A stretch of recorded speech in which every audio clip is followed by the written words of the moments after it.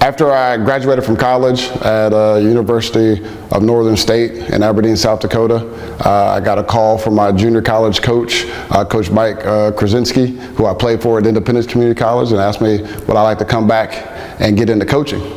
So I figured that's the next best thing. If you're not going to play ball anymore, coaching is the next best thing. So ironically, I started out as an unpaid assistant, making very little at Independence Community College, but I was back at my alma mater, so it was exciting. But I was coaching boys starting out. So I did that for a couple years, and then my AD at the time, Darren Brunson, asked me did I have any interest in coaching girls, and this was the first time I've coached girls, so I didn't really know for sure if I wanted to jump into that, but also it paid a whole lot more. So that was, monetarily, it was a little better situation for me. So I decided to try it out for a year, and was excited about it, and it was, had a good time with it, and our girls were pretty successful at Independence Community College over the 2 years I was there. And then just being out on a recruiting trail, I was in Santa Barbara, California, recruiting 1 year, and I ended up meeting the assistant coach at St. John's, and introduced myself and told him I'd like to start recruiting some girls from the East Coast, because sometimes they don't get seen, and sometimes because of grades they have to go junior college. So we just kind of kept in contact over the years, or the couple of years, and then one day out of the blue he called me and said, hey, always liked you. I told my boss about you. I'm going to take another job, and you think you can come up here? You think you'd be interested in coming to St. John's? And so it was like on a Thursday, and flew out to New York the next day on a Friday, interviewed, was back in Kansas on Sunday, packed, got the job, and was back in New York that next Tuesday. So that's how quick it went there. So it was kind of overwhelming at first, because, you know, small town kid. I grew up here in Fort Scott, went to high school here at Fort Scott High School, to go from Fort Scott or Independence at the time, to New York City. So I was kind of like a deer in headlights, but it was a great experience. I met a lot of great people there at St. John's, enjoyed my time there. So I started out, I got hired as a second assistant at St. John's under Darcel Estep there, and, you know, had got baptized basically to the Division I grind, but it was exciting. They had a lot of good players.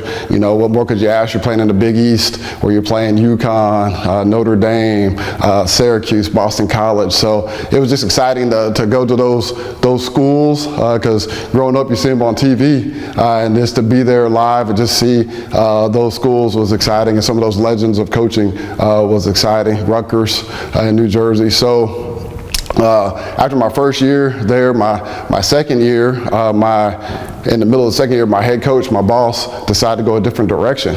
And so about midway through the season, the AD approached me and asked me would I be interested in being the interim head coach. So my mouth pretty much dropped to the floor there, but I was ready for the challenge, really jumped in with both feet. So halfway through the season, I was named interim head coach at Division I, which is your goals. If you're going to coach, you want to be a head coach at some point. I just didn't think it would happen quite that fast, so I was blessed in that aspect of things. Took over as the interim head coach, and at the time I was one of the youngest coaches in Division I. And the real cool thing was, you know, laying in bed, you see your name go across the ESPN ticker at the bottom, Pechone Steps, interim head coach at St. John's. So I thought that was an awesome deal. But, you know, being in the Big East, my first game was at Virginia Tech, who was ranked, and then my next game was at Notre Dame, who was ranked. So yeah, we were right under fire right at the beginning, but enjoyed my time there. Interviewed to take the interim tag off there at St. John's, and then I also had some other irons in the fire. But St. John's was really good to me. Great family atmosphere there. Met a lot of great people. So while they were going through the interview process, I decided to come back here to Fort Scott, because my middle brother Travis Steps was graduating, ironically, from Pitt State.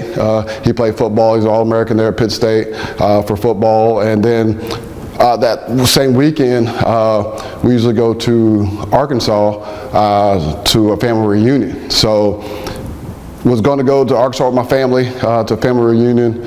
We took 2 vehicles down there because my mom's was a teacher here at Fort Scott High School at the time, and during the year her sisters took care of my grandma, and then during the summer when she's off, it was her turn to take care of my grandma.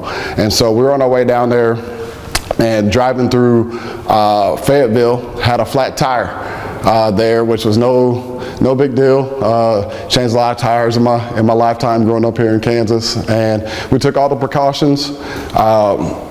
Got off the interstate, got off on an exit ramp, turned the hazard lights on, looked both ways, all that good stuff. So my younger brother Trent, and my dad went to go see if they can get a better jack somewhere else because jacks in today's cars aren't very good. And so that left my middle brother Travis and my mom and myself. We were going to start changing the tire on the truck. And so my middle brother Travis was up under the truck first, and he was quite a bit shorter than I am. And so he was like, I'll do it. And I was like, get out of the way. You don't know what you're doing, And so as he got up out of the way, I laid up under the truck, and I was fitting the jack up under the bumper, and my mom saw the car coming, but she thought exiting the ramp, but she thought it was somebody that was just saw us having vehicle problems, and so she didn't say anything and just thought it was going to pull up behind us. Well, the car kept going, and so while I was laying up under the truck, that vehicle hit the back of our truck. The truck popped up on me and dragged me down into a ditch. And so that's where the accident happened. There, broke my neck at the C7 T1 vertebrae, broke my arm.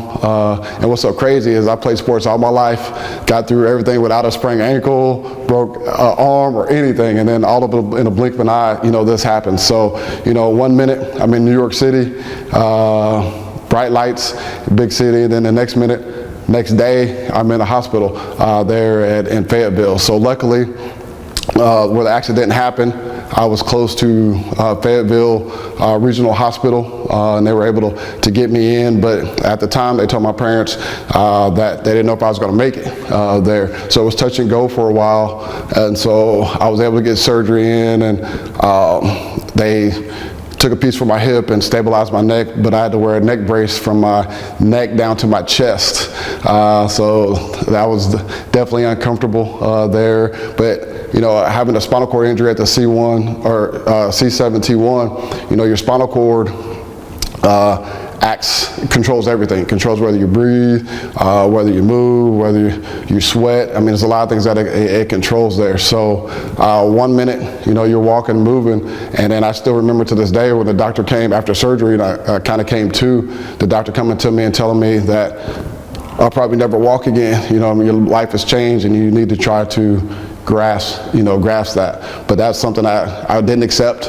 And being an athlete, I think you're kind of built for that, the next goal or the next thing that drives you. So playing a sport, I think definitely helped me.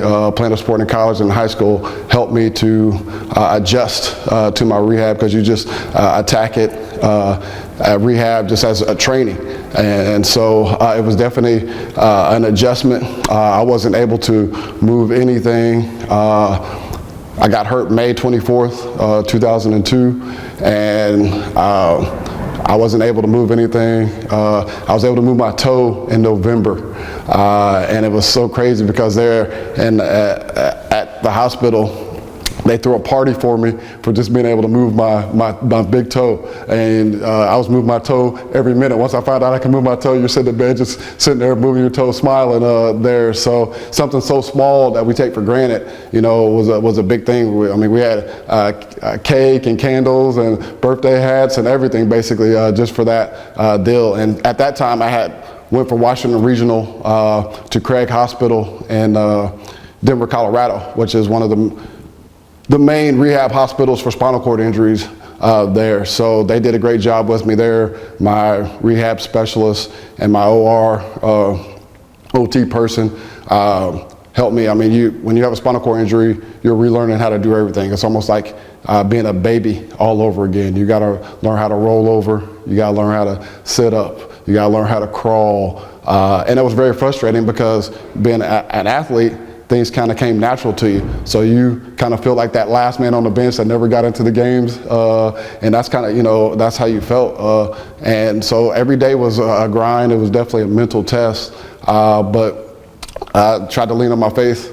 And I had great family support and great friend support in New York, as well as Fort Scott and the people I've come in contact with through the years. So, and that's really the only way, I got through it, with those prayers and those kind words and well wishes that people offered through those years. So I was in Craig for till that November, then ended up moving back here to Fort Scott because there was no way I can go back to New York at the time. Been in a wheelchair in New York, probably wasn't a good move right then and there. So ended up moving back to Fort Scott and had a room built onto my parents' house. And I still, had a lot of work still to do. And so did rehab here at Fort Scott at Mercy at the time, which is not here anymore, but did Mercy and had some great therapists there. And, it was just a slow process.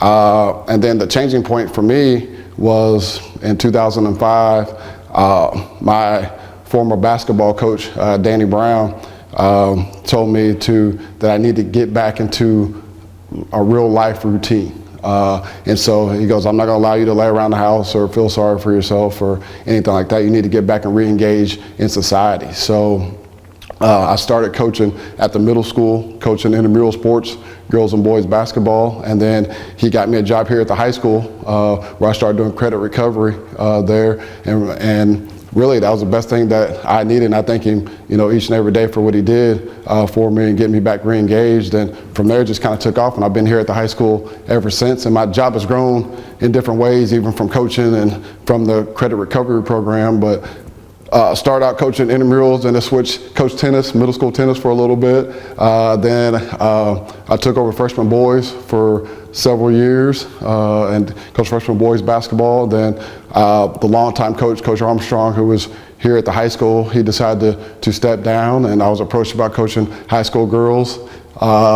Didn't know quite what that was going to entail. So, coaching high school girls is a little different, but love every minute of it. And I've been coaching girls here for the last several years and just enjoyed it. And coaching is definitely a blessing. And the one thing about coaching is the girls or any of my players don't know what that they've been good for me as well. Just to have me be able to do something every day and to be able to engage with them and talk about life lessons and talk about life after sports and talk about their hopes and dreams. And I just try to impart some of the wisdom and some of the things I've gone through and some of the adversity and try to instill in them that in life you're gonna have some adversity and I wish I could tell you everything is gonna be perfect, but it's not. And how you deal with adversity is going to make you a better person. So those are just some things we try to talk about and instill in our program and talk about each and every day to the girls. But I've been fortunate to have some great girls who still keep in contact. And I think everybody gets caught up in wins and losses and whatnot. But as a coach, yeah, you want to win because you're competitive. But it's about the journey that you go through with these young ladies over the course of 4 years. And I get enjoyment when they come back or they ask me, hey, can I put you down for a reference for a job? Or, hey, coach, I understand what you were talking about now. Or, that type of deal. Or they bring their kids around or that type of deal. So that's what I enjoy the most, those relationships that you have here at the high school. And I feel like I get a chance to impact lives not only on the court, but in the classroom as well.